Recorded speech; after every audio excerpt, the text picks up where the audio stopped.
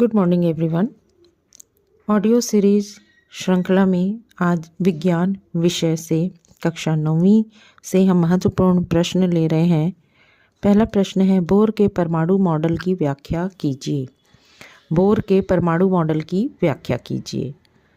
Answer है बच्चों, bore का परमाणु मॉडल इलेक्ट्रॉन नाभिक के चारों ओर केवल विशिष्ट कक्षाओं में ही घूम सकता है। इन्हें स्थायी कक्षा कहते हैं या ऑर्बिट्स भी कहते हैं कक्षाओं को, जिसमें घूमने से इलेक्ट्रॉन की ऊर्जा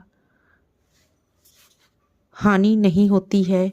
इन स्थायी कक्षाओं को हम क्रम से 1, 2, 3, 4 या फिर KLMN आदि नाम से इंगित करते हैं।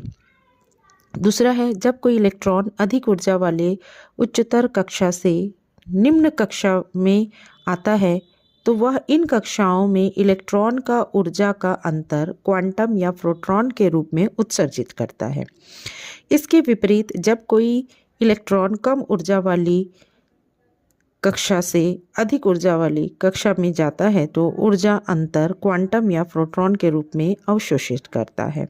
तीसरा है महत्वपूर्ण जो है, जब इलेक्ट्रॉन किसी वृत्तीय कक्षा में घूमता है तब गतिज संतुलन के लिए इलेक्ट्रॉन व नाभिक के बीच लगने वाला आकर्षण बल वृत्तीय मार्ग में गति के लिए आवश्यक अभिकेंद्रीय बल प्रदान करता है। तो ये था महत्वपूर्ण बोर के परमाणु मॉडल की व्याख्या।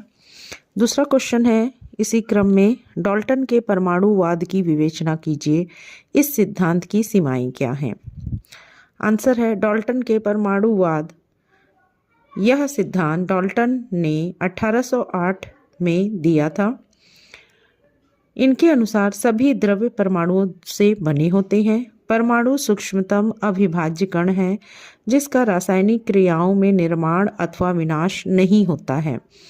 किसी एक तत्व के परमाणुओं का द्रव्यमान तथा रासायनिक गुणधर्म में समानता होती है। भिन्न भिन्न तत्वों के परमाणुओं का द्रव्यमान तथा रासायनिक गुणधर्म भिन्न भिन्न होता है।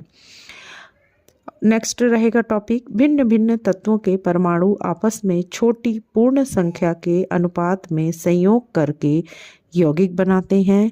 और लास्ट है, किसी भी यौगिक में परमाणुओं की सापेक्ष संख्या तथा प्रकार निश्चित होती है। अब डाल्टन के परमाणुवाद की सीमाएं हैं बेटा। पहला है, आधुनिक अवधारणा के अनुसार परमाणु अविभाज्य नहीं है अपितु अनेक अवपरमाणुक कणों से मिलकर बना है, जैसे इलेक्ट्रॉन, प्रोटॉन,